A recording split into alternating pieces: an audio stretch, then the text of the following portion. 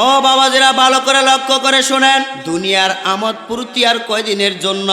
সুদ খাইলেও দুনিয়া শেষ হয়ে যায়, সুদ না খাইলেও কিন্তু দুনিয়া শেষ হয়ে যায়। আরে কেউ হারাম খাইলো তো দুনিয়া শেষ হয়ে যায়, আবার কেউ হালাল একবেলা খায় আর একবেলা না খায়, তাই তারও তো দিন চলে যায়।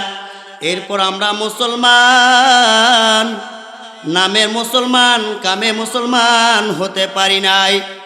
ও বাবাজিরা, ভালো করে লক্ষ্য করে শোনেন, আমার মাওলা কিন্তু অনেক দয়ালু মাওলা, আমার মাওলার কিন্তু অনেক দয়া। এই দয়ার কারণে কিন্তু আপনি আমি বেঁচে আছি, কথা কোন ঠিক না বেঠিক? নইলে প্রত্যেকটা সেকেন্ডে প্রত্যেকটা মিনিটে যে গুনাহ হয়, আল্লাহ দয়াবান দেখে আপনাকে আমাকে ধ্বংস করেন না। আর যদি আল্লাহ রাগ করতেন, এক সেকেন্ডও আমরা বাঁচতে পারতাম না, কথা কোন ঠিক না বেঠিক? এই যে কোরআনের মাহফিলগুলি, একটা সময় আমাদের কোরআনের মাহফিলগুলি করতে হলে বিভিন্ন মানুষ থেকে অনুমতি নিতে হতো, ঠিক না? অনুমতি নেওয়ার পরও যখন বক্তারা সঠিক কথাগুলি কোরআন ও হাদিস থেকে যখন বলতেন, একদল মুনাফিক মার্কা কিছু মুসলমান ছিল, তারা এসে আমাদের মাহফিলে বাধা দিত, কথা কোন ঠিক না বেঠিক? এমন একটা সময় পার করেছি, বিভিন্ন জায়গা মাহফিলে অনেক বক্তাকে মারধরও করছে কিনা।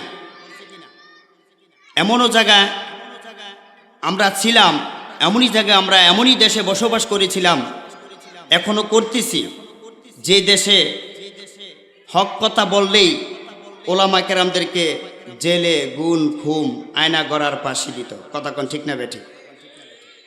একটা সময় বড় বড় বিজ্ঞ যে আলেমরা ছিলেন, তাফসিরক ছিলেন, আল্লামা দেলোয়ার হোসেন সাইদি থেকে শুরু করে যত বড় বড় আলেমরা ছিলেন, সকলকে রাজাকার বলে ফাঁসির মঞ্চে ঝুলাইছেন, কথা কোন ঠিক না বেঠিক? ওলামা কেরামদের লিস্ট করা হইতো, লিস্ট। এখন আমরা বলবো, যারা মাহফিলে বাধা দিত, এখন তাদের লিস্ট করতে হবে, কথা কোন ঠিক না বেঠিক?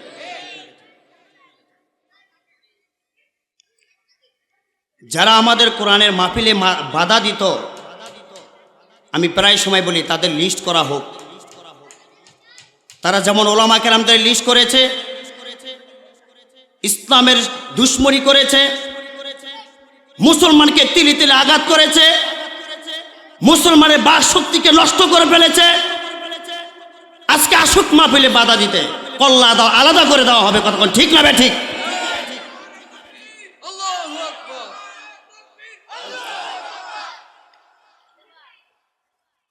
আমাদের বাক শক্তিকে নষ্ট করে দিয়েছিল। আজকে কোথায় গেল সেই ক্ষমতা? কোথায় গেল সে নাস্তিকতার ক্ষমতা, যে ক্ষমতার বলে মানুষকে মানুষ বলতো না, মুসলমানকে মুসলমান বলতো না? আজকে সেই ক্ষমতাবান লোকেরা কোথায়? তার মানে বোঝা গেল স্বার্থের জন্য ওই ক্ষমতা থাকাকালীন সকল কিছু করা যায়, ঠিক না? ক্ষমতা চলে গেলে আর কেউ কিছু করতে পারে না। অতএব আমরা জাতি মুসলমান, আমাদের রাষ্ট্রীয় সংবিধান হলো আল কোরআন। আমরা মুসলিমের ঘরে জন্ম নিয়েছি, যদি বাঁচতে হয় বাঘের মতো একদিন বাঁচবো, বিড়ালের মতো 100 বছর বাঁচতে আমরা চাই না, কথা কোন ঠিক না বেঠিক?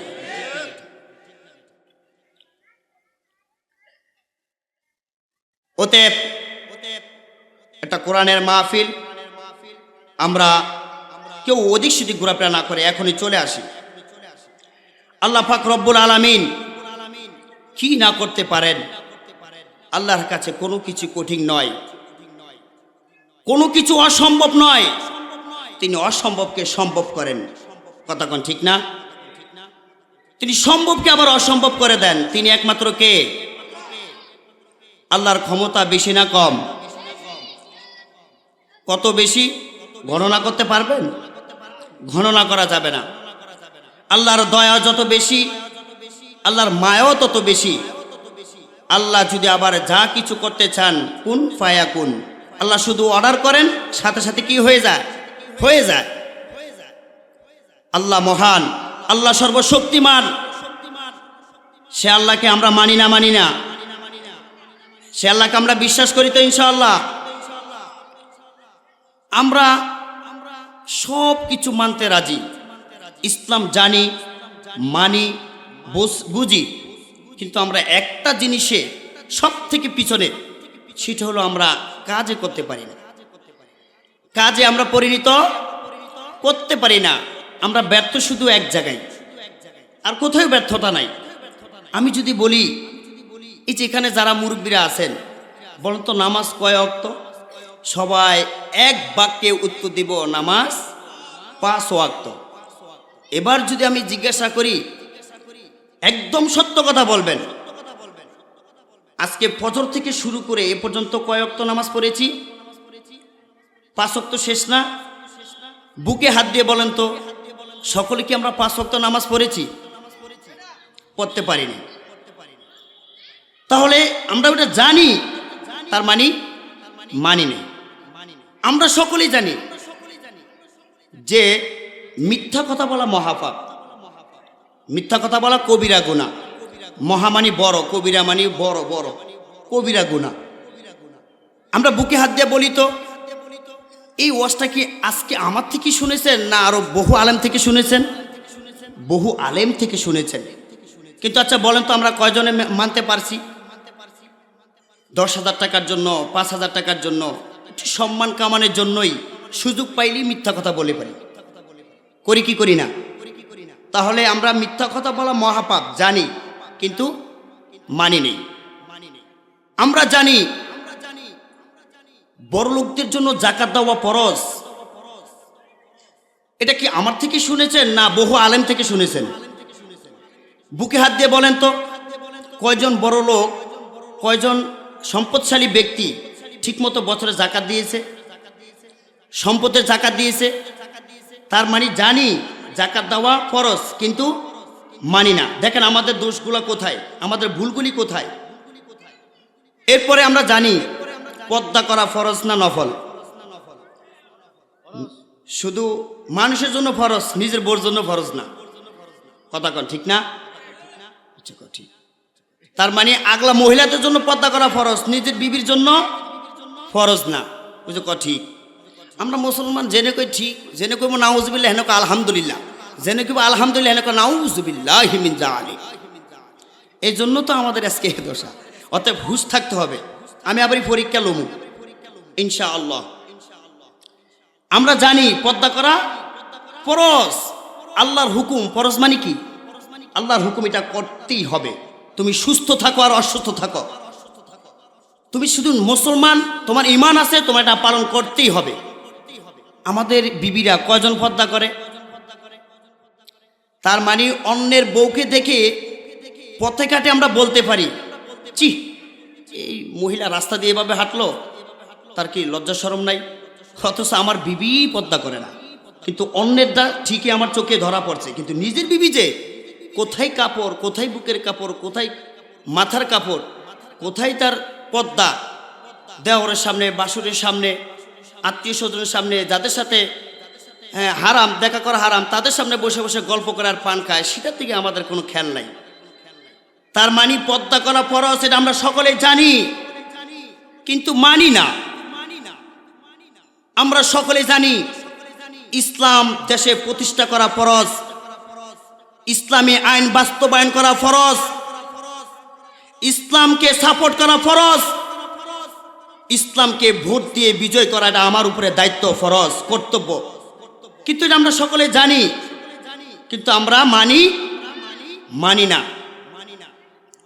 মাহফিলে আমরা যখন জান্নাতের ওয়াজ করি, তখন খুব আনন্দ সহকারে চোখের সামনে জান্নাত ভেসে ওঠে। যখন জাহান্নামের আওয়াজ, যখন জাহান্নামের বয়ান করি, তখন কান্না করে।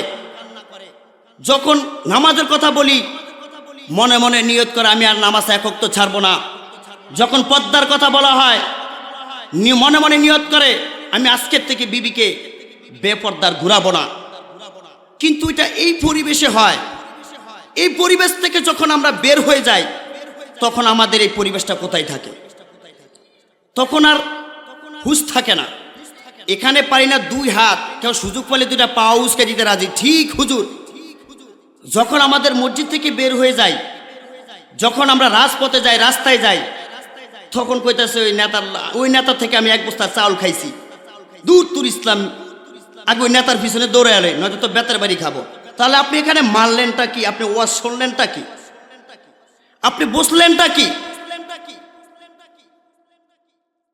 আমরা বলি আল্লাহ সর্বশক্তিমান, আল্লাহ সবচেয়ে বেশি ক্ষমতাবান, যিনি ইজ্জত দাতা, যিনি হায়াত দাতা, যিনি রিজিক দাতা, যিনি হায়াতের মালিক, যিনি মৌতের মালিক, যিনি সম্মানের মালিক, যিনি বেইজ্জত করারও মালিক। সব কিছু জানার পরেও আমরা দুনিয়ার সাধারণ নেতাদেরকে ভয় পেয়ে ইসলামকে মাইনাস করে আমরা তাদের পিছনে পিছনে স্লোগান দেওয়া দৌড়াই। যে সরকার আসে সে সরকারের সাথে আমরা যাই, আমরা সব করি, নামাজও পড়ি, ইসলামের বিরোধিতা করি, আবার ইসলামের পক্ষে আমরা দান সদকা টাকা পয়সাও দেই।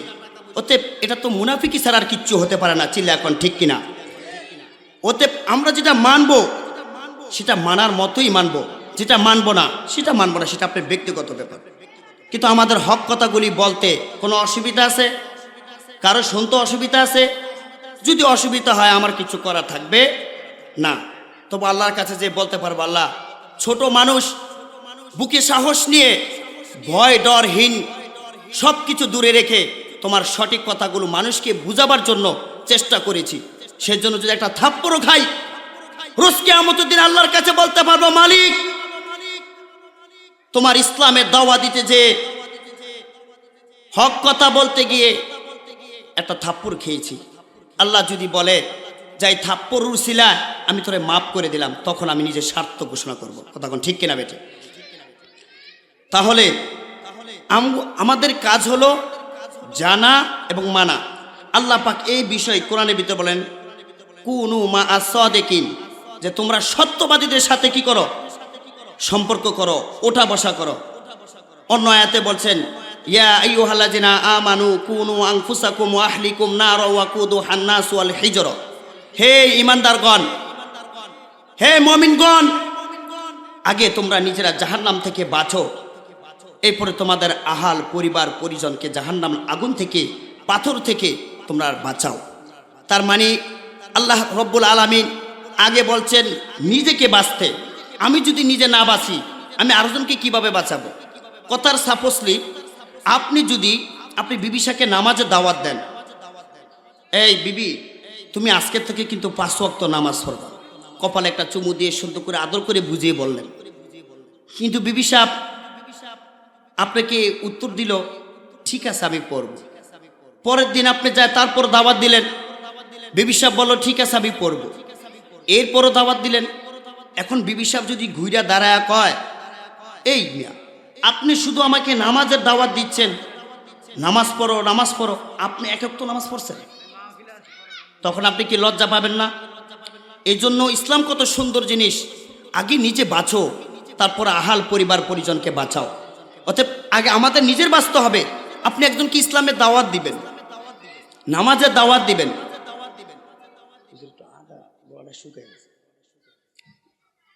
আপনি ইসলামের দাওয়াত দিবেন। সে যদি বলে আপনি ইসলামের কি মানেন, আপনি আমাকে ইসলামের দাওয়াত দিতে আসছেন। অতএব আগে নিজে বাঁচতে হবে, নিজে ইসলাম জানতে হবে, ইসলাম বুঝতে হবে, এরপরেই আমরা আরেকজনকে ইসলামের জন্য দাওয়াত দিতে হবে। কথা কোন ঠিক না বেঠি? আগে নিজে পরিশুদ্ধ হতে হবে, এরপরে অপরকে পরিশুদ্ধ করাতে হবে। দেখেন আজকে আমাদের ভিতরে হিম্মত নাই।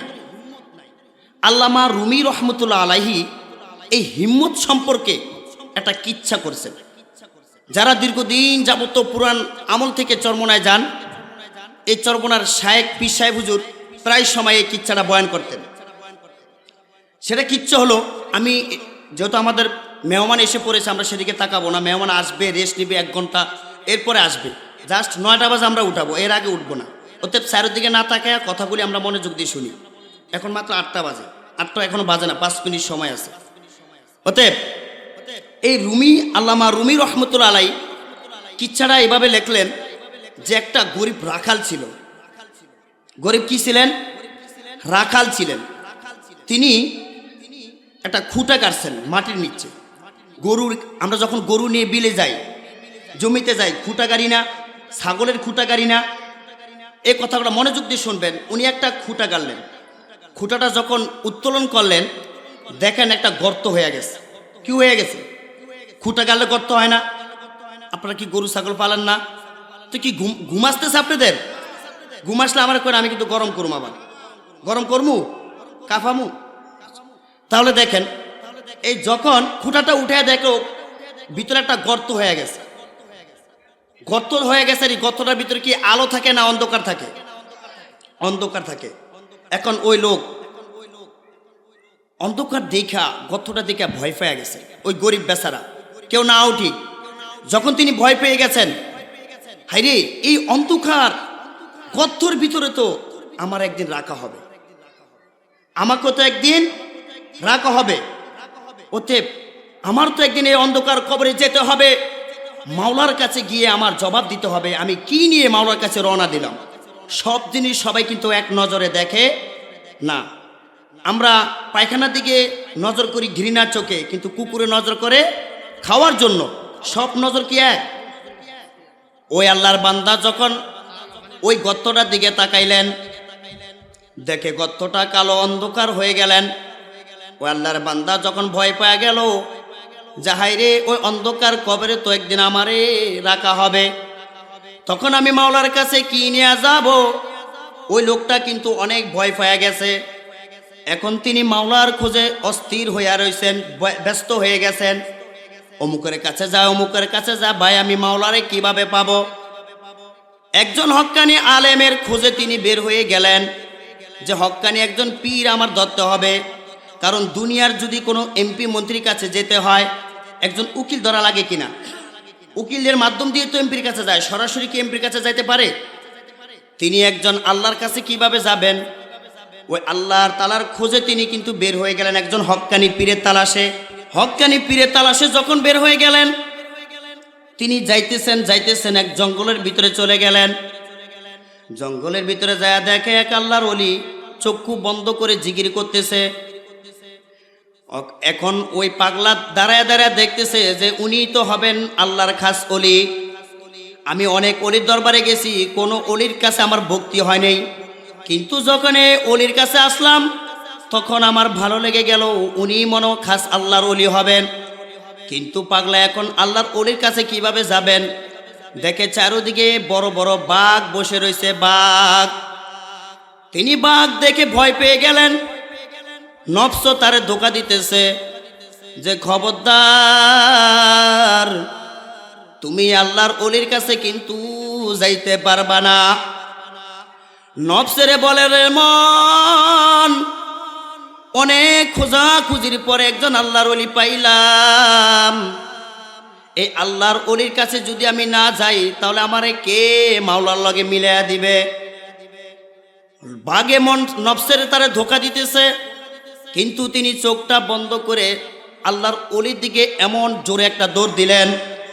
দৌড় দিয়া যায় আল্লাহর ওলির পাও জড়াইয়া ধরে কয়, হুজুর,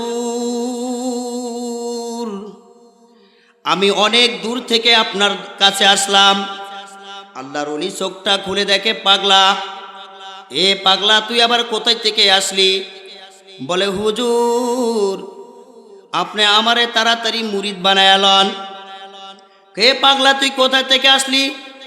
বলে, হুজুর, আমি যেখান থেকে আসি না কেন, আপনি আমারে আগে মুরিদ বানায়া আমার মাওলার লগে আপনি আমারে মিলাইয়া দেন। তখন আল্লাহর ওলিরা কিন্তু অনেক পরীক্ষা করেন। এখন ওই পাগলারে আল্লাহর ওলি জিজ্ঞাসা করে, বাবা তুমি কি বিবাহ করছো নি?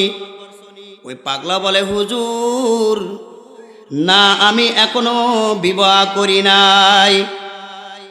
বলে, আরে তুমি দুনিয়ার মাসুকের মায়া না বোঝা পর্যন্ত আমার মালিকের দয়া তুমি বুঝবা না, যাও তুমি বিবাহ করে আসো। এখন পাগলা বলে, হুজুর, আমি গরিব মানুষ, আমার কাছে আবার কে মেয়ে বিবাহ দিবে? বলে আরে পাগলা, ওই খলিল আহমেদ নামে এক বাদশা আছে, ওই বাদশার একমাত্র একটা মেয়ে আছে, ওই মেয়েকে তোমার বিবাহ করতে হবে।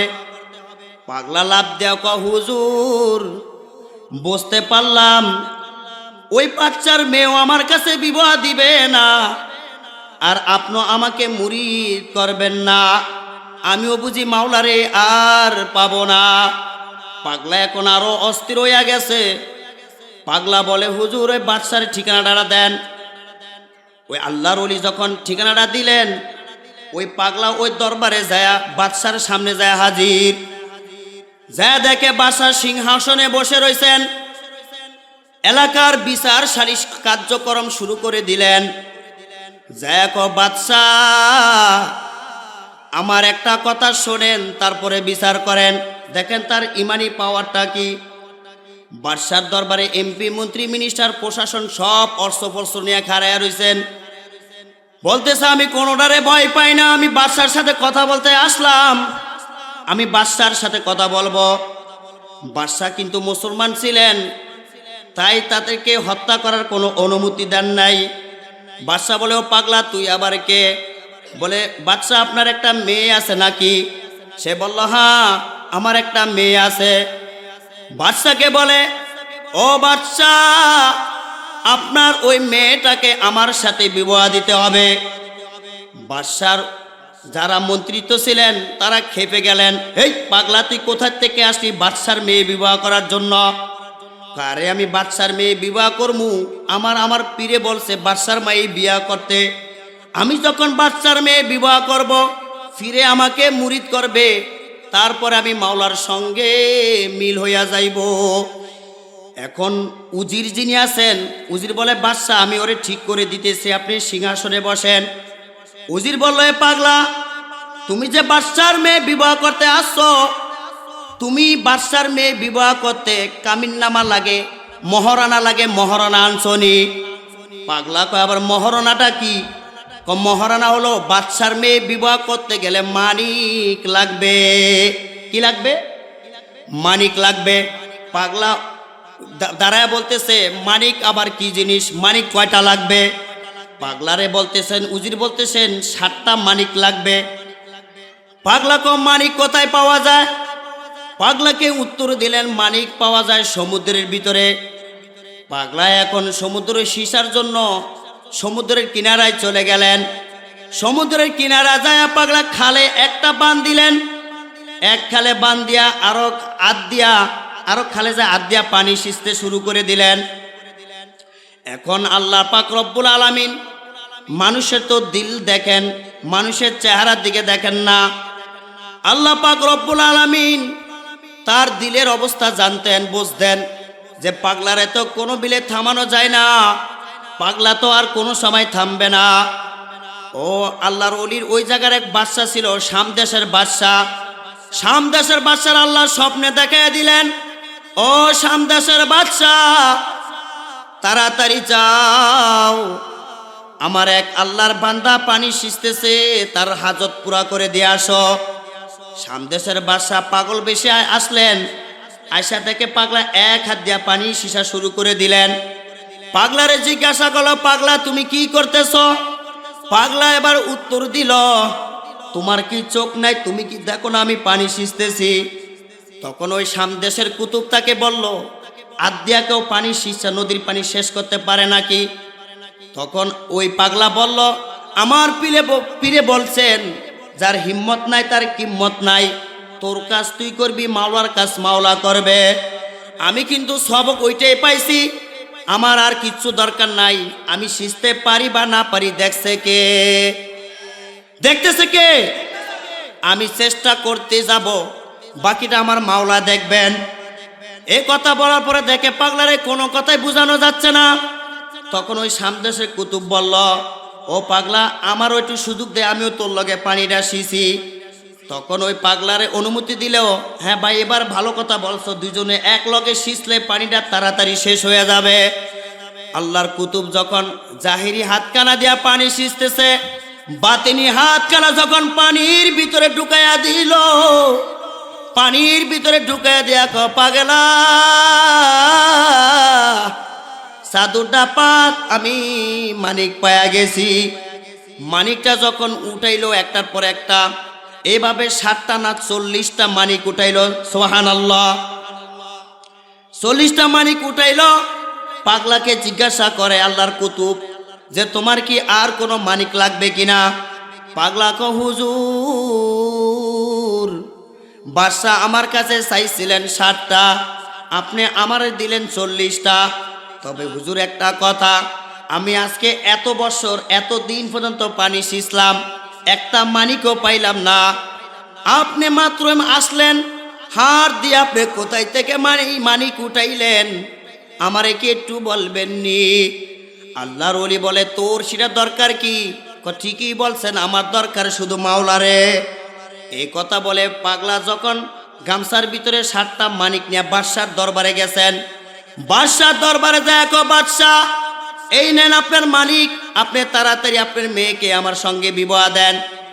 বাদশাহ এখন মানিক দেখে টেনশনে পড়ে গেলেন, চিন্তার ভিতরে পড়ে গেলেন।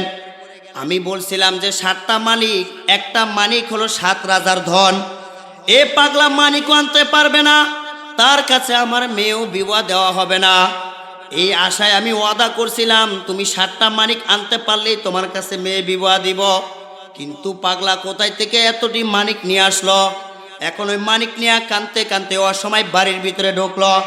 অমনে তার মেয়ে তার দিকে লক্ষ্য করে দেখছে, বাবার চোখে যা পানি পড়ে। মেয়ে দৌড় দিয়ে এসে বলে, বাবা তোমার চোখের ভিতরে পানি কেন?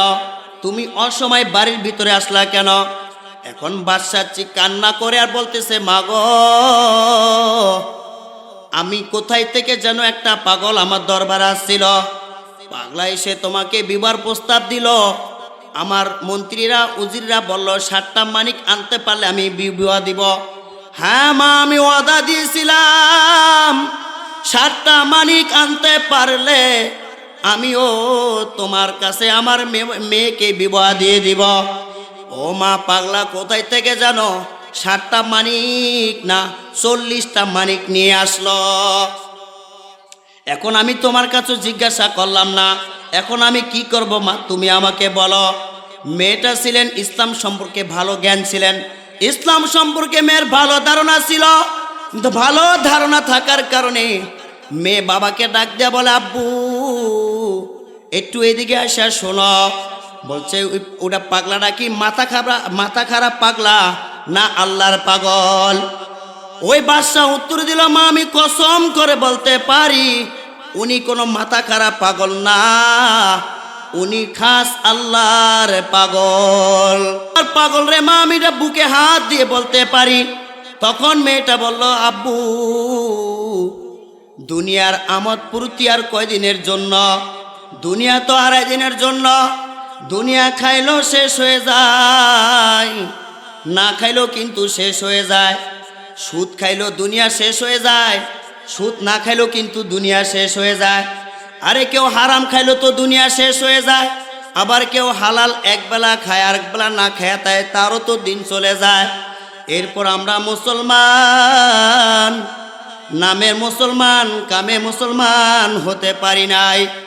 ও বাবাজিরা ভালো করে লক্ষ্য করে শোনেন, আমার মাওলা কিন্তু অনেক দয়ালু মাওলা, আমার মাওলার কিন্তু অনেক দয়া।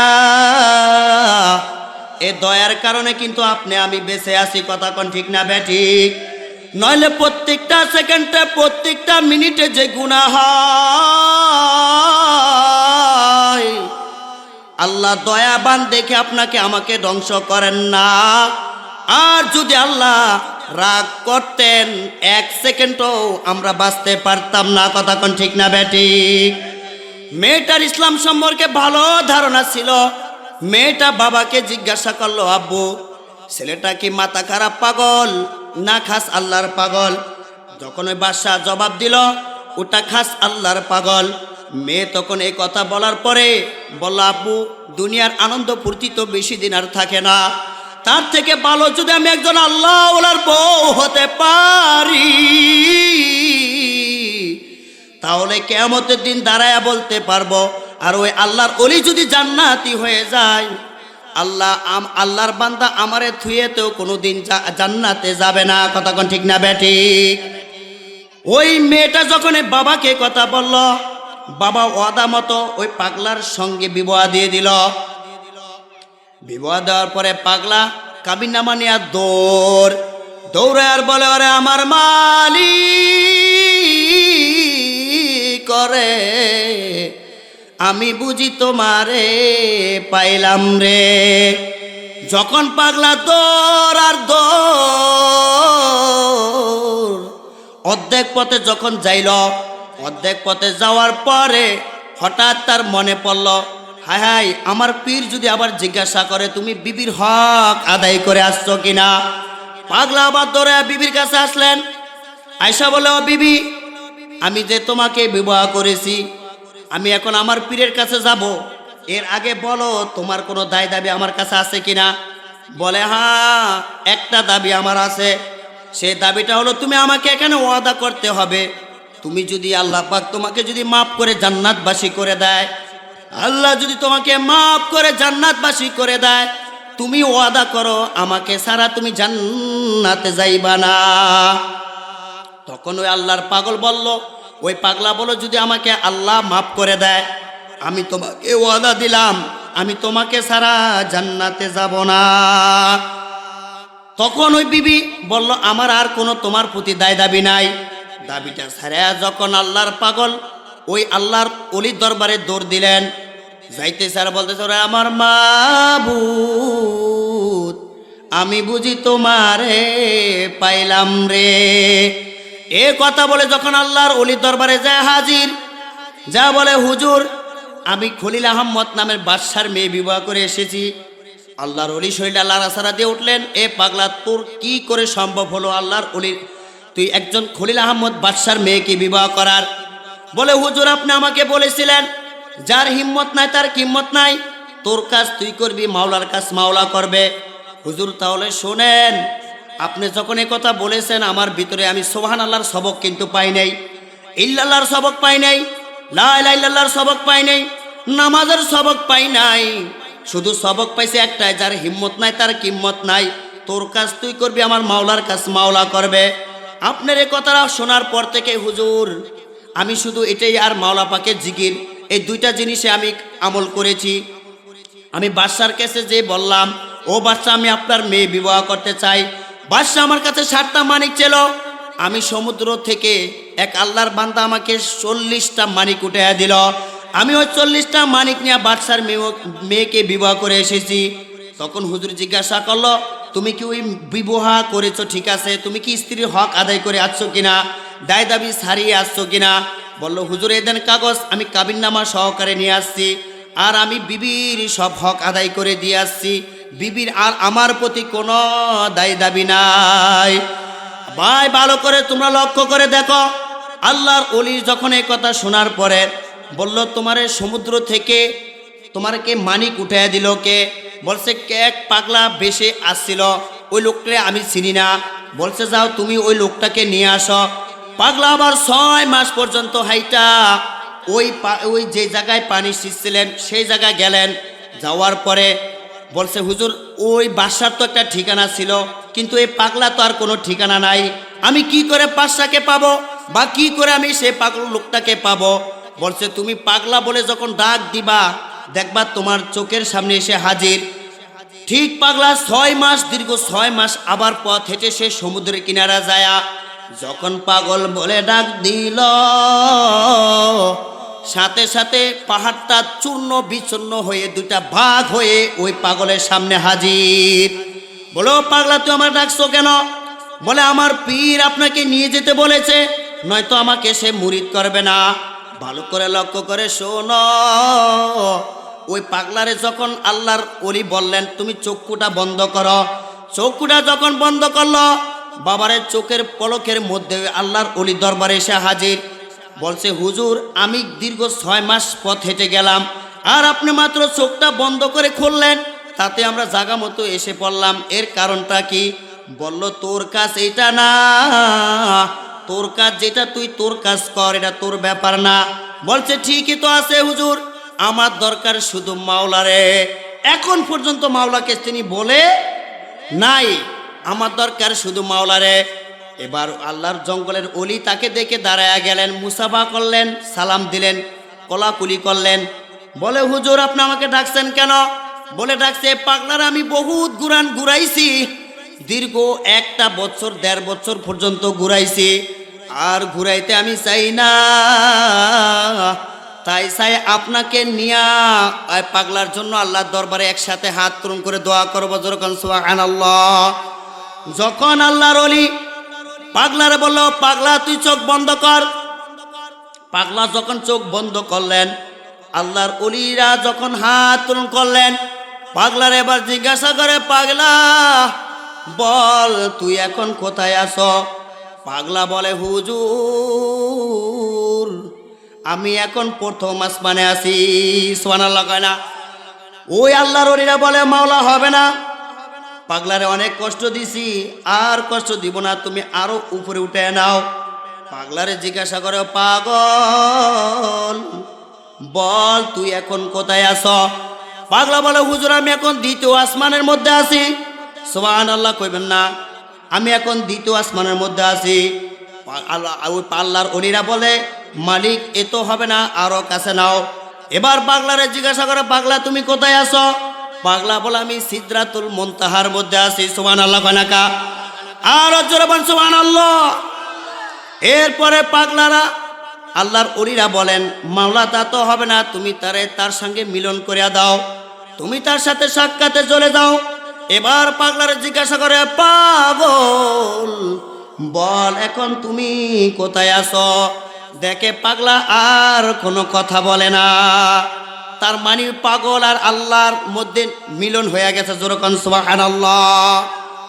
এরপরে আল্লাহর ওলিরা দোয়া করলেন ও মালিক তার শ্বশুর বাদশাহ খলিল আহমেদ মারা গেছে, দুনিয়ার বাদশাহগিরি পড়িয়া রইছে, তুমি তারে দুনিয়াতে পাঠায়া দাও, তারে তুমি দুনিয়ারও বাদশাহ বানায়া দাও, আখিরাতেরও বাদশাহ বানায়া দাও। যখন এই কথা বলে দোয়া করলেন, দোয়া করার পরে দেখে আল্লাহর পাগলের জিজ্ঞাসা করে ও পাগলা তুমি এখন কোথায়? আমি দুনিয়াতে। যাও তোমার শ্বশুর আহমেদ মারা গেছে, তোমার জন্য দুনিয়ার বাদশাহগিরিও পড়ে রয়েছে, তোমারে আল্লাহ দুনিয়ারও বাদশা বানায়া দিছে, আখিরাতেরও বাদশা বানায়া দিছে, যেরকম সুবহানাল্লাহ। তো আমাদের হিম্মত থাকতে হবে। আজকে আমরা দুনিয়া কামাইতে যায়া দুনিয়া করতে যায় জীবনটারে শেষ করে দিয়েছি। 70 বছর 80 বছর 90 বছর 100 বছর বয়স হয়ে গেছে, এখনো আমরা ঠিক মতো মাওলারে পাইলাম না, মাওলারে এখনো ধরতে পারলাম না। দুনিয়ার সমস্ত কাজে ব্যস্ততার মধ্যে আমরা পড়ে আছি, কিন্তু একবার আমারও আপনার ভিতরে চিন্তা হয় না যে দুনিয়া কিন্তু ক্ষণস্থায়ী, আমাদের আখিরাত কিন্তু চিরস্থায়ী। এই দুনিয়ার পরে কিন্তু আমাদের আখিরাতের জিন্দেগি একটা আছে, সেই দুনিয়ায় কিন্তু আপনাকে আমাকে আল্লাহ পাক আবার নিয়ে যাবেন। আমরা কি সেই দুনিয়ায় যাব কি যাব না? ইচ্ছা করলে কি আমরা দুনিয়া থেকে থাকতে পারবো? কারা কারা মরবেন না? ছায়াত উঠান। মরবেন না এমন কেউ আছেন? মরবেন না এমন কেউ আছে এখানে? আমরা সকলেই কিন্তু এই দুনিয়া ছেড়ে চলে যেতে হবে। অতএব দুনিয়ার থেকে আমরা যখন যাব তখন এই দুনিয়ার টাকা পয়সা অর্থ সম্পদ গাড়ি বাড়ি আমাদের কোনোটা কি কাজে লাগবে? কোনোটা কি লাগবে? আমাদের কোনোটাই কাজে লাগবে না। একমাত্র আল্লাহ তাআলার হুকুম, নবী সাল্লাল্লাহু আলাইহি সাল্লামের যদি সুন্নত মোতাবেক আপনি আমি পুরো জিন্দেগিটাকে চালাইতে পারি, সেই অনুযায়ী যদি আমরা আমল করতে পারি, তাহলে আল্লাহ পাক রব্বুল আলামিন সেই উসিলায় হয়তো আপনাকে আমাকে ক্ষমা করে জান্নাতুল ফেরদাউস দিতে পারেন। কথা কোন ঠিক না বেঠিক?